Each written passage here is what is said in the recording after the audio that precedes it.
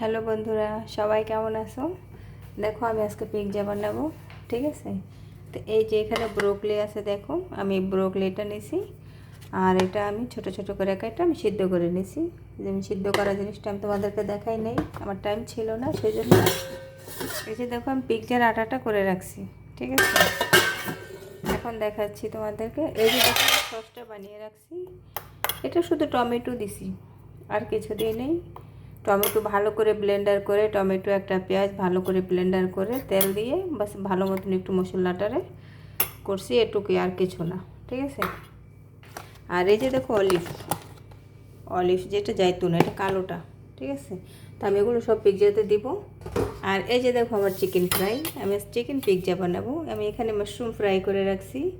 আর এই যে পাশে সাথে আমার চিকেনও আছে, দেখো আমি চিকেন, মাশরুম আর ব্রোকলি এগুলো ঢাইলা আমি বানাবো, পিৎজা বানাবো, ঠিক আছে? তো তোমরা দেখতে থাকো।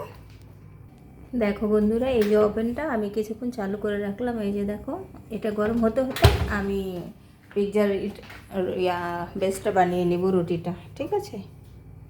এই যে দেখো, ডোটা আমি বাড়িতেই করেছি, ময়দা দিয়ে, ময়দা, লবণ আর হালকা একটু সুগার দিছি মিঠা মিঠা মিষ্টি মিষ্টি হওয়ার জন্য, দুধ, এখানে খামিরা দিছি আর তেল, ঠিক আছে? এই কটা জিনিস দিয়ে আর এই যে ভালো করে দেখো আমার ডোটা হয়ে গেছে, দেখো কত সুন্দর।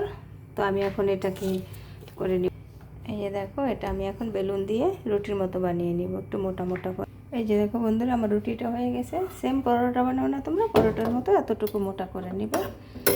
আমি এই যে সসটা বানিয়ে রাখছি টমেটো দিয়ে, সসটা আমি এখন এখানে দিয়ে দিব। আমি কিন্তু এখানে মরিচ দিই নেই, কারণ এটা বাচ্চারা খাবে, তো মরিচ দিলে আবার বাচ্চারা খাবে না। দেখো বন্ধুরা, আমার সসটা পুরো দেওয়া হয়ে গেছে। আমি একটু পেঁয়াজ দিয়ে দিব। পেঁয়াজটা বড় বড় করে কাটতে হয়, তবে আমি পেঁয়াজ দিব না, এই জন্য কাটি নেই, কিন্তু একটু কাটা ছিল তাই দিয়ে দিচ্ছি। দেখো আমি ব্রোকলি দিয়ে দিচ্ছি। আর এই যে মাশরুমগুলো ফ্রাই করছিলাম, দেখো মাশরুমগুলো এখানে দিয়ে দিচ্ছি। দেখো বন্ধুরা, আমি চিকেনগুলো দিয়ে দিচ্ছি। এই যে দেখো চিকেনের পিসগুলো যেগুলো আমি ফ্রাই করছিলাম, সেই চিকেনের ফ্রাইগুলো আমি এখানে বসিয়ে দিচ্ছি একটা একটা করে। এই যে দেখো ভালো করে দেখো বসিয়ে দিলাম, ঠিক আছে? তো হয়ে গেল। আমি এখানে ক্যাপসিকামও দেয়, ক্যাপসিকাম, পেঁয়াজ, তো আমি ওগুলো দিব না, বেশি হয়ে যাবে এই জন্য। তো এমনিতেই দেখো দেখতে সুন্দর লাগছে, আর খেতেও খুব মজা হবে। আমি এখন উপরে থেকে চিজটা দিয়ে দিব। এই যে দেখো আমার চিজ, এই চিজটা আমি এখন এখানে উপরে দিয়ে দিব। দেখো আমি চিজটা দিয়ে দিচ্ছি।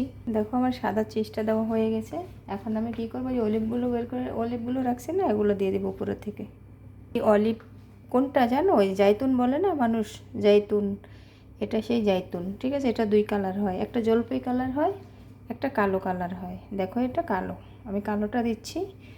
এই যে দেখো আমার পিৎজা রেডি হয়ে গেছে। এখন আমি ওভেনে দিয়ে দিব।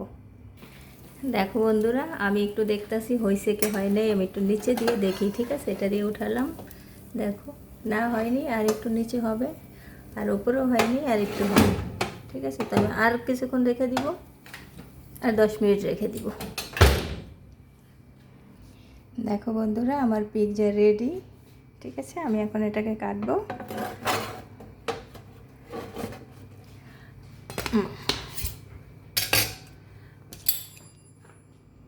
দেখো বন্ধুরা, আমার পিৎজা রেডি হয়ে গেছে। এই যে দেখো কি সুন্দর দেখতে, খেতেও খুব মজা।